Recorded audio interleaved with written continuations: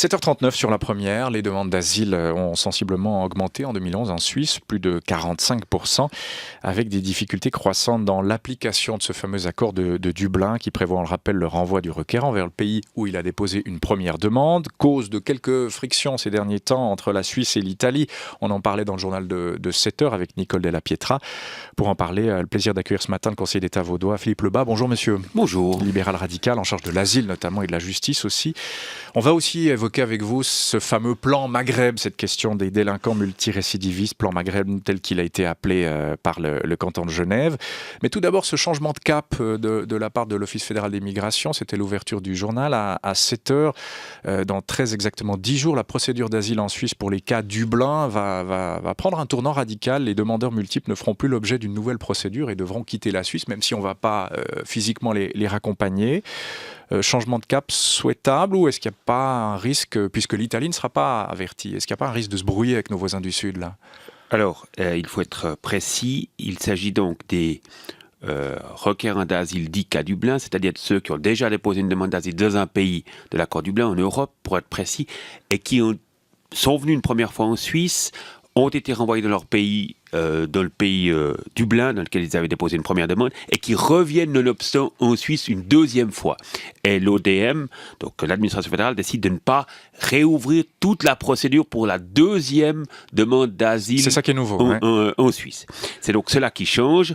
Je crois que c'est juste parce qu'il y a manifestement des abus dans ce domaine-là. Vous ne pouvez pas être expulsé de Suisse et recommencer quelques semaines après une nouvelle procédure en Suisse après avoir déjà entamé une fois une procédure en Europe. Donc ça, c'est juste. Maintenant, le petit problème, enfin le problème substantiel qui résulte de cette modification, c'est que l'administration fédérale continuera à laisser ces requérants d'asile déboutés dans les cantons au lieu de procéder depuis les centres d'enregistrement à leur expulsion. On devrait les accompagner jusqu'à la frontière. Eh bien, la proposition des cantons, c'est de dire que lorsque nous sommes en présence de cas dits Dublin, c'est-à-dire de gens qui n'ont aucune chance de rester en Suisse et dont la procédure doit être rapidement réglée, eh bien, il ne faut pas les attribuer au canton, il faut les expulser dès les centres d'enregistrement de la Confédération. Parce qu'il y a le risque qu'ils restent en Suisse puis qu'ils sombrent dans l'illégalité, dans la délinquance aussi. C'est évident que ce n'est pas en raccourcissant la procédure qu'on règle le cas. Il faut procéder à l'expulsion ou que la personne parte volontairement. C'est une minorité de cas, mais enfin c'est comme ça. Et l'Italie, donc on l'a dit, l'Italie est mise devant le fait accompli. En l'occurrence, est-ce qu'on risque de se brouiller là ? Non, je ne crois pas, parce qu'il n'y aura pas de réforme sur ce plan-là dans le cas de la procédure avec l'Italie. Simplement que l'administration fédérale ne rouvrira pas une nouvelle procédure pour le requérant débouté cas Dublin qui demande pour la deuxième fois en Suisse un asile. Donc c'est juste de faire comme ça, mais c'est pas forcément efficace si on les raccompagne pas. C'est pas suffisant, c'est juste parce que la procédure sera raccourcie, mais elle devrait s'accompagner d'une expulsion par la Confédération immédiate. Vous êtes en charge de l'asile dans le canton de Vaud, Philippe Lebas. À Genève, on a ce fameux projet Maghreb, pas plan Maghreb, mais projet Maghreb, qui prévoit de donner une somme jusqu'à concurrence de 4 000 francs aux délinquants multirécidivistes pour une formation dans leur pays. Ça vous paraît une piste intéressante ?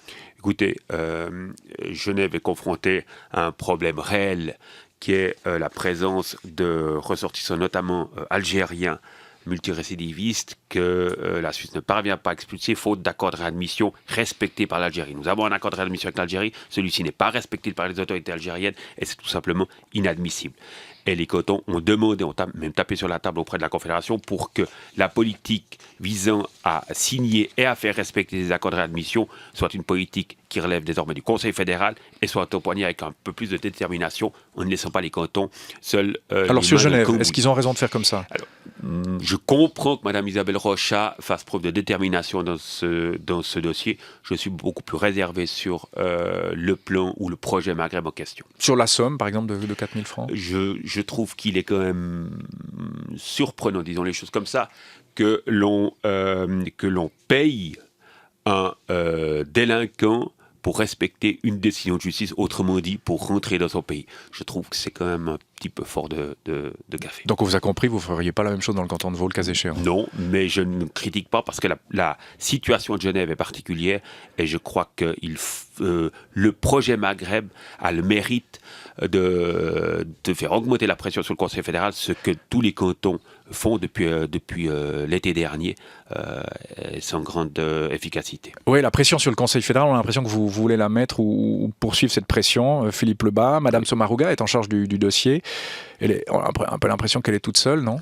Alors, le problème ne relève pas du seul département de Mme Sommaruga, c'est un problème qui relève du département des Affaires étrangères, qui relève également du département de l'économie. Mais on la laisse toute seule un peu, c'est l'impression que ça donne. Ce fut longtemps le cas. Mme Widmer-Schlumpf était seule à s'occuper de ces questions-là.